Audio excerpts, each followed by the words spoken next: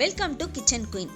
இன்னைக்கு நம்ம பார்க்க போகிற ரெசிபி மிச்சமான சாதத்தில் நம்ம வீட்டில் இருக்க சில பொருளெல்லாம் ஆட் பண்ணி தட்டை ரெசிபி பார்க்க போகிறோம். நம்ம இதுக்கு முன்னாடி சாதத்தில் நிறைய ஐட்டம்ஸ் நான் செஞ்சுருக்கேன். வடை செஞ்சுருக்கேன், கட்லெட் செஞ்சுருக்கேன், ஹல்வா செஞ்சுருக்கேன், இந்த மாதிரி நிறைய ஐட்டம் செஞ்சுருக்கேன். அந்த வகையில் இன்னைக்கு நம்ம தட்டை செய்ய போகிறோம். இந்த தட்டை எப்படி செய்யறதுன்றத நீங்கள் இந்த வீடியோவை ஸ்கிப் பண்ணாமல் பார்த்தீங்கன்னா உங்களுக்கு புரியும். 1 கப் சாதம் எடுத்திருக்கேன். அதை மிக்சியில் நல்லா போட்டு மையா அரைச்சி வச்சுருக்கேன். பாருங்கள், நல்லா இந்த மாதிரி மையா அரைச்சிக்கோங்க. 3 காஞ்ச மிளகாய், 5-6 பூண்டு பல்லு, ஒரு 1/2 ஸ்பூன் மிளகு போட்டு மிக்சியில் கரகரப்பாக அரைச்சி வச்சுக்கோங்க. ரொம்ப பவுடராக அரைக்க வேண்டாம். இந்த மாதிரி ஒன்றும் பாதியமாக அரைச்சிட்டிங்கன்னா போதும். இப்போ சாதத்தை மிக்சிங் பவுலில் ட்ரான்ஸ்ஃபர் பண்ணிட்டேன்.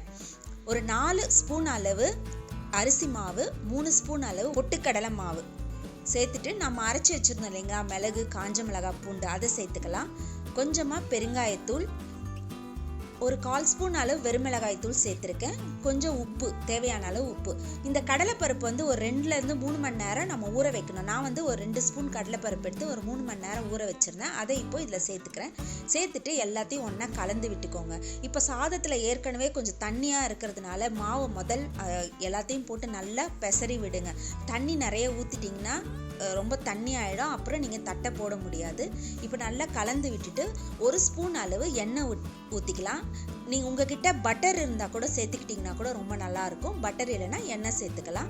தண்ணியை தெளித்து நம்ம முறுக்குக்கெல்லாம் மாவு பிசைவோம் பார்த்தீங்களா, அந்த மாதிரி பிசைஞ்சு எடுத்துக்கணும். ரொம்ப தண்ணி ஊற்றாமல் இப்படி தெளித்து முறுக்கு மாவு பிசைகிற பதத்துக்கு பிசைஞ்சு வச்சுக்கணும். பாருங்கள், இந்த மாதிரி பிசைஞ்சு இப்போ மாவு காயாமல் இருக்கிறதுக்கு மேலே எண்ணெய் தடவி வச்சுக்கலாம்.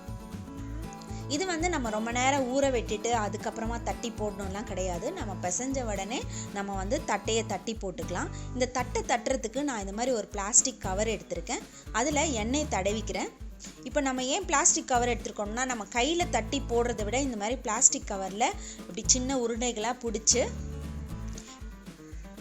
இந்த மாதிரி உருண்டை பிடிச்சி நல்லா இப்படி வச்சுட்டு கையில் கொஞ்சம் அழுத்திட்டு அதுக்கப்புறமா அந்த கவரை இந்த பக்கமாக மடித்து விட்டுட்டு ஒரு நல்ல கொஞ்சம் வெயிட்டான டப்பாவோ இல்லைன்னா கிண்ணமோ இல்லை டம்ளரோ எடுத்து இந்த மாதிரி நல்லா அழுத்தி விட்டுருங்க. நல்லா மெலிசாக, எவ்வளோ அளவுக்கு உங்களால் மெலிசாக அழுத்தி விட்டு ரவுண்ட் பண்ண முடியுமோ அந்த அளவுக்கு நீங்கள் பண்ணி வச்சுக்கோங்க. நம்ம கையில் பண்ணுறதை விட இந்த மாதிரி பண்ணுறது ஷேப் கூட உங்களுக்கு ரவுண்டாக வரும், ஈஸியாகவும் இருக்கும். அதனால தான் இந்த மாதிரி பண்ணணும். ரொம்ப மெலிசாக நீங்கள் தட்டிக்கணும். அப்போ தான் முறுமுறுப்பாக வரும்.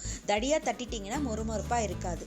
நல்ல மெலிசாக இந்த மாதிரி தட்டி வச்சுக்கோங்க. இப்போ நம்ம ஒன்றா தட்டிட்டு எண்ணெயில் போனால் ரொம்ப டைம் எடுக்கும். இந்த மாதிரி ஒரு 4-5 நீங்கள் தட்டி தட்டி போட்டு கூட எடுத்துக்கலாம். இப்போ எல்லாத்தையும் தட்டியாச்சு. நான் எண்ணெயில் போட்டு எடுத்துக்கிறேன். இது நம்ம பூரியெல்லாம் பொரிக்கிறோம் பார்த்தீங்களா, அதே ப்ரொசீஜர் தான் இதுக்கும். அந்த மாதிரி நல்லா போட்டு கோல்டன் ப்ரௌன் வர வரைக்கும் பொரித்து எடுத்துக்கோங்க. இது சாப்பிட்றதுக்கு நல்லா ரொம்ப மொறுமொறுன்னு இருக்குங்க இந்த தட்டை.